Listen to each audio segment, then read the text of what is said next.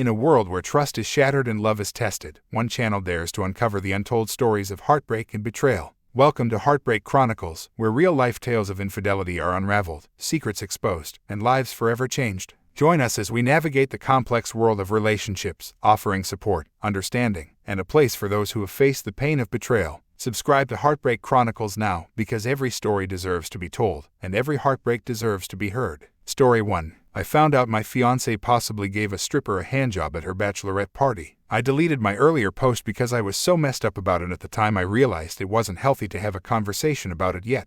I made that post right after the guy called me in an attempt to cope, but it didn't work. My thoughts were getting too dark and I needed to completely separate myself from the situation for safety. After holding myself up at my parents' place and surrounding myself with people I could trust, my head is back on straight and I'll fill in those who asked for an update.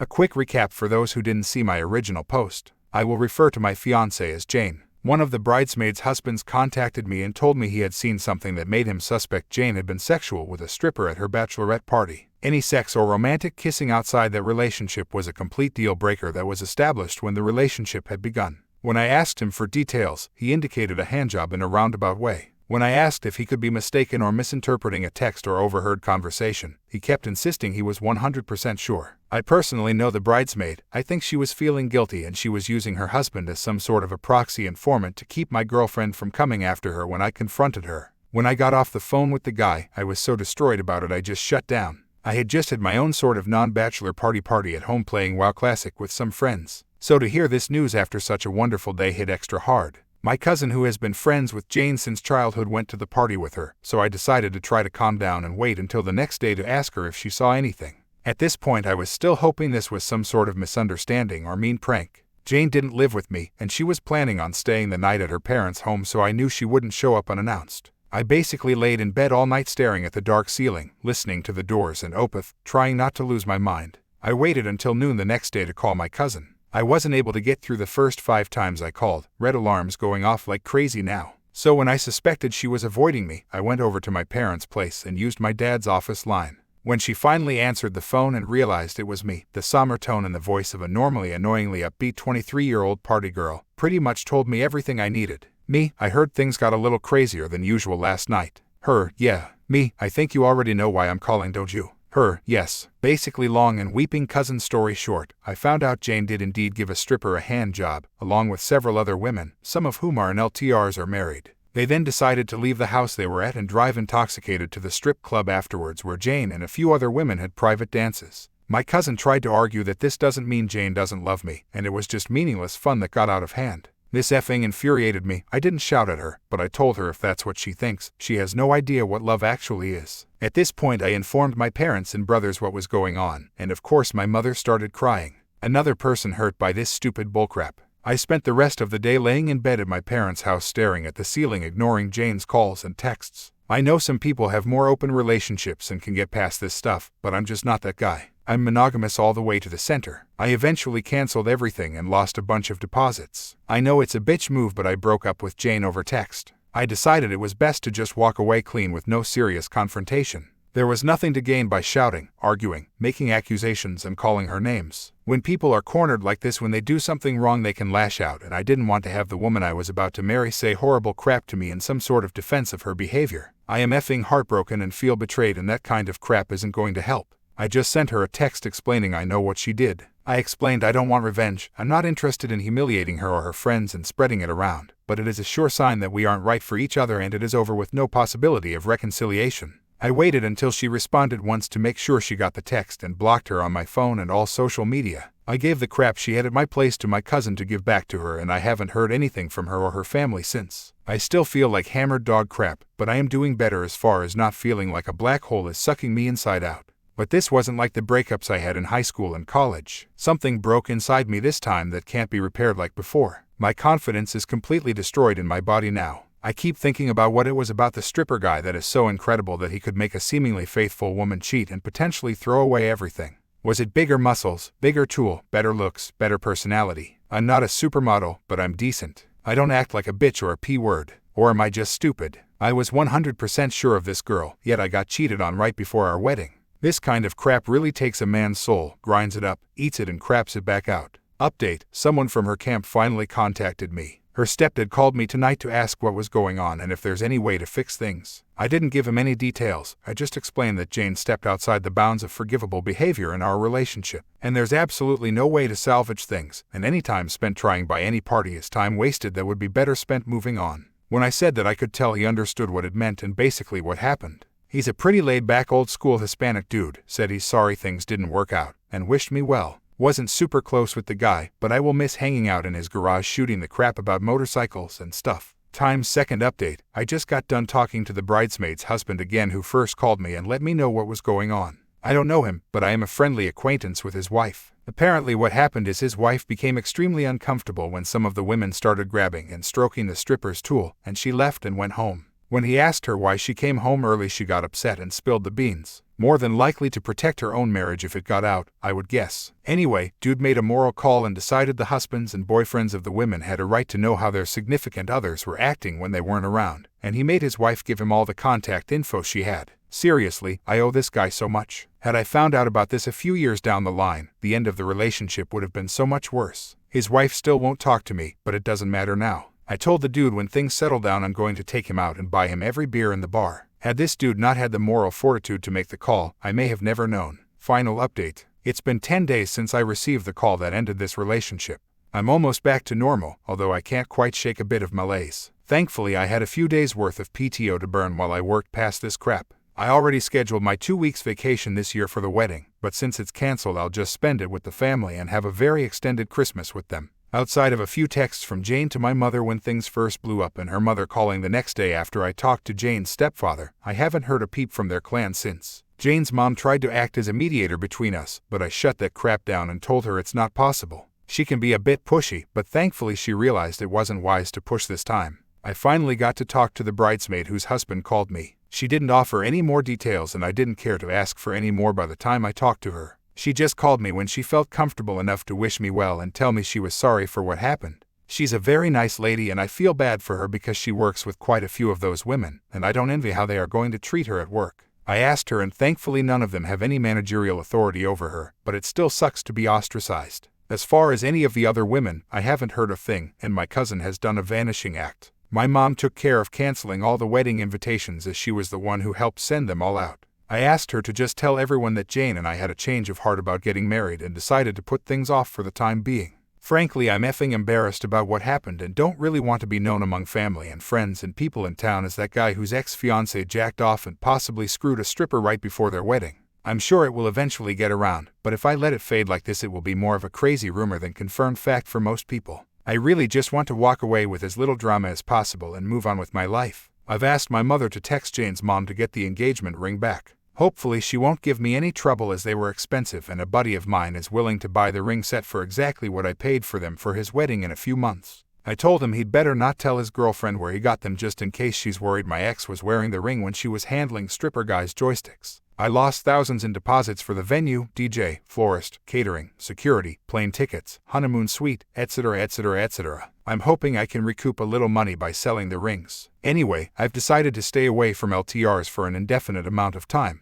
This experience has made me very gun-shy about love and relationships and all that mess. People have sent me all kinds of encouraging messages claiming I'll eventually find the one. I'm doing my best not to be overly pessimistic, but when looking at the divorce rates and all the crazy conflicts between men and women these days, I'm starting to think the chances for anyone to do that are getting lower with each passing year. And I'm not the kind of guy who gets over stuff like this by running out and dating some other woman to sport hump right afterwards. So I think I'll just stay single for now and focus on my passions and work. Anyway, thanks to everyone who gave encouragement. If anyone else goes through something heartbreaking like this, I highly recommend you stay with family and or close friends you have a good relationship with. I can't overstate how much this helped, especially if you are a guy. Men don't really maintain a circle of support for stuff like this, like many women do, and you can find yourself isolated and descending further into a bad place without positive reinforcement around you. I was able to lay on my childhood bed, in my childhood room, in my childhood home surrounded by good memories, having my mom come in and bring me tea and food and say sweet encouraging things about how much she loved me and how proud she was of me. I was able to crap talk with my dad and brothers to distract myself. It helped a lot. Best of luck everyone. Thanks. Story 2. About 25 years ago I was in the military and was on a 2-year assignment a day's drive from where my 38-year-old wife and I lived. We had been married about 20 years at that point. So I only came home on the weekends. After the first year, my wife started telling me to just stay there and not come home until my assignment finally ended. I refused and continued coming home on the weekends. She started treating me very coldly and not wanting to be intimate on those weekends. Then after another 3 or 4 months, she started randomly accusing me of cheating on her and continued being cold towards me. When my remote assignment ended, I was given orders overseas for 3 years. So I started preparing to rent out our house and move my wife and teenage sons. My wife constantly fought with me about it, saying she did not want to go and that I should go by myself. Also, during this transition, she was still cold and distant. My kids wanted to go, so she finally agreed to go. Once we got to the new location, she started constantly finding fault with everything with me and the location. So after 6 months there, I received permission to move her and my kids back home at the end of the year. The next 6 months were cordial at best. She was still cold but allowed some intimacy about once a week. As the end of the year drew closer, she became excited about moving back and withdrew from me again. She stayed withdrawn from me for the last month or so. I took 2 weeks leave about a week after she departed with the kids and went back home to help out. After about 3 hours of arriving, she was telling me to just leave and go back to my base. I stayed for about 10 days and returned to my base overseas. I was there for another 2.5 years. I would go home about every 4 months for 10 days and be treated the same way as I was the first time. We would be intimate maybe twice in those 10 days, but I got a feeling she was doing it out of a feeling of obligation rather than desire. Also, she acted as if she wasn't really happy I was there and even stated she would like it better if I did not come back home until my time overseas was finished. For that remaining year and a half, she remained cold and distant when I visited, and whenever I would call her to see if all was okay. If I mentioned I had gone to a cookout or bowling, she would accuse me of cheating and hang up. She would also constantly tell me everything was my fault and was always in her way of doing what she wanted. After I finally got transferred back, the coldness and distance remained. After 6 months back, I moved out. I stayed gone and even told her that if that is the way she was going to be, I wanted a divorce. So she agreed to marriage counseling.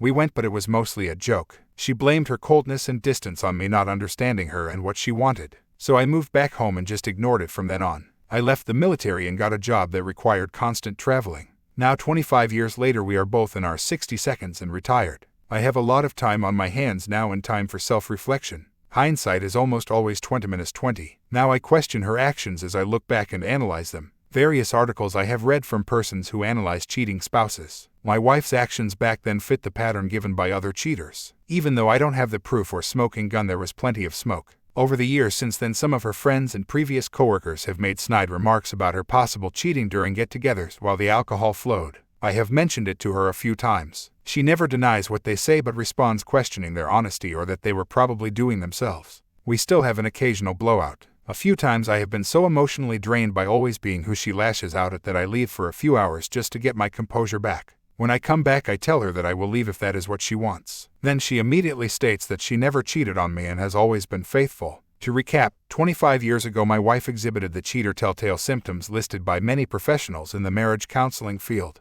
She pushed her spouse away, became distant, constantly found fault with her spouse, constantly denied cheating even though never accused of it, and constantly accused her remote spouse of cheating. Also, she constantly worked overtime on the weekends at her company even though no one else there did except her boss. This occurred for about 3 years. So now to my question or dilemma. We have been married for 45 years now. I am now questioning our entire married years. I can't bury it in the back of my mind anymore. Should I leave this sleeping dog alone? Or should I discuss it all with her and probably tear our marriage apart? Update: a few of her coworkers are still around. They were also her friends. I have to be really careful because they stay in touch on FB. So I knew a couple of the husbands and will possibly try to talk with them. 2 oldest kids were already out of the house. Youngest lived in the video game world and never paid much attention to her comings and goings. But I will talk with them a little. Update: so I tried to reach out to someone and was very careful in what I said. His wife immediately called my wife asking why we were separated and other BS. Glad I did not actually ask my real questions. So this tells me I can't. So I will just confront her directly and try to get her to believe I actually know something and not just suspicion. Need to get my physical living accommodations set up here in the US first. Update: it has been a while since my original post and short update. I might have posted an update after the ones on the original post. So I confronted her. She denied and kept asking who told me. She then just brushed it off as whoever it was must just be jealous of her. Even after I itemized her behavior back then in detail, she just continued to deny. Then started accusing me of not being nice back then and that I hurt her by not trusting her. She also kept wiping non-existent tears. Now this discussion was over video chat. so there might have been tears. But as soon as I backed off, she just started saying I just had bad communication with her, etc. Since then I tried to get past it, took her on a Caribbean cruise, but I just don't have those loving feelings. At this point I don't wish her any misfortune but just want to leave her. Now my oldest son and his family decided to get ancestry DNA tests. Told me the wife and I should. So I did, and I had my youngest do it also. Turns out my oldest son and my youngest son are only half brothers. The DNA test also shows that my oldest son is not my biological son. My youngest is. I never suspected this, but there was no fidelity. My wife was pregnant for about a month before we met. 2.5 months into our relationship she told me she was pregnant. I was 19, so I assumed it was mine. I was quite naive and stupid then, so my upbringing and my infatuation convinced me I needed to marry her. So I ended up raising 2 kids that weren't mine and one that was. I love the 2 oldest just as much as my youngest. That will never change. I have not told the wife about this yet. I need to discuss it with my oldest son and then all 3 of them. Then I will also inform them that I'm divorcing their mother. The 2 oldest will have to ask her who their biological father are. I have no clue. Then I will video chat with her and inform her of everything and my intentions to file. I still feel there was at least an E and possibly a PA 25 to 30 years ago, but I most likely will never know for sure. My decision is really based on the years of emotional and threatened physical abuse, constant lack of respect for me, and lack of empathy or consideration for anything I needed or wanted. I will post additional updates as significant actions are taken. TL, doctor, spouse probably cheated on me 25 years ago. Does it matter now? Update 2. TL, doctor, spouse probably cheated on me 25 years ago. Does it matter now? At the end of my last update I was going to tell my kids the truth and then the wife. I told my kids that 5 days ago. It was pretty tough. All of my kids took it pretty well, but I think my oldest son may still be processing it. I also informed my oldest child of their paternity also. I do not know if their biological dads are the same individual or 2 different men. So the oldest child will get a DNA test also. I told both of them to ask their mom. Hopefully she will remember and tell them. I decided to just text my wife instead of video chat.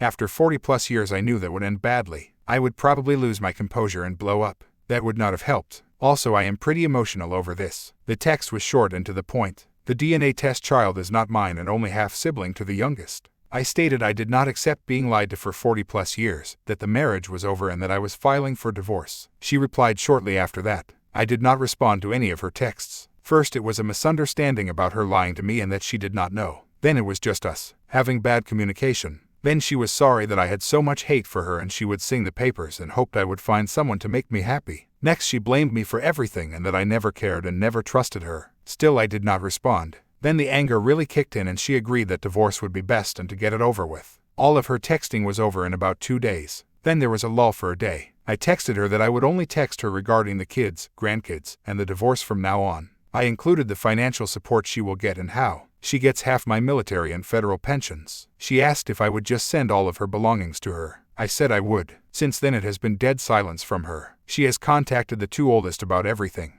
I have not done the paperwork yet, will do that shortly. That's all for now. Update 3. So not much has really transpired since my last update. I have a briefing with my lawyer this coming Monday. STBXW continues to try and bait me into an online argument by blaming me for not loving her, never trusting her, etc. Then long texts about throwing everything we have worked on for 46 years with pictures and crap, trying to guilt me into submission. So far I have been successful in just ignoring it, staying civil, and text only about kids and divorce issues. Presently she says she'll sign so we can just move on. Knowing her like I do, I doubt that will happen. The only issue is the house. Her house in her country is fully paid for with my retirement funds. The profit on the house will hopefully be close to that amount. So I only plan to go 70/30 on the net profit. She did not like that, but we'll see. Kids are mostly okay. My oldest has been avoiding me, so hopefully time will help her cope. My sons are okay, just do not want to be in the middle. I promised all 3 kids I won't put them in the middle. That's all for now. Thanks for all the support. I'll update once papers are served. Update 4. Papers were served yesterday via email. The spouse accepted them, signed them, and emailed them back to the lawyer. She stated not what she wanted but would do it for me so we could move on. So as I knew would happen, she still lays the blame at my feet. She also had to get her digs in about the kids finding out and me making her life terrible. She also complained about me never talking to her and keeping everything in. Funny, I only started doing that when it became obvious she did not really want to hear me, discuss anything, or care about what I wanted or needed. I almost fell for the bait to get in a war of words. I just cut it off and signed off. I never knew what narcissism was until I read about it here and then Googled it. Every problem I had with her actions or lack of actions when discussed always turned around as my imagination or really just caused by me. She has never taken any responsibility for the crap she has caused over the years. When I look back over the years, my every action was based on if she would like it or would it make her happy. I know it is pretty pathetic, but when you're knee-deep in the BS, you really have a hard time seeing it. Now I can see her only need or desire for me over the years has only been to support her and give her the lifestyle she wanted. But as far as she's concerned, I never did a good job at that either. The next big obstacle will be the property settlement. Not because we have so much, but mainly she thinks she is entitled to most of it. She bases that on the fact I want the divorce, so I should be the one who gives up the most. My next update will be a while. Once most of the dust settles, I'll come back for a final update, I hope. Final update. Howdy y'all. I know it has been a while since my last update. So here's where I'm at now. I read all the various posts and considered all the recommendations provided. Of course, most recommendations were to cut and run. That is what I initially started to do. I served here with divorce papers and worked out a property settlement. She could not get the property settlement notarized in her country due to divorce laws there and various agreements with the U.S. She also needed to come back to the U.S. to sign the house sale documents. She also needed some medical treatments that were previously needed. So she did that and visited all the kids and grandkids. She constantly tried to get me to talk and discuss why I filed the divorce papers. I did try to talk with her some. It's no use accusing her of things I can't prove. Also, I have tried to keep things as civil as possible through the house sale and medical issues. When I bring up her hateful and abusive actions towards me over the years, she just deflects or accuses me of being mean too.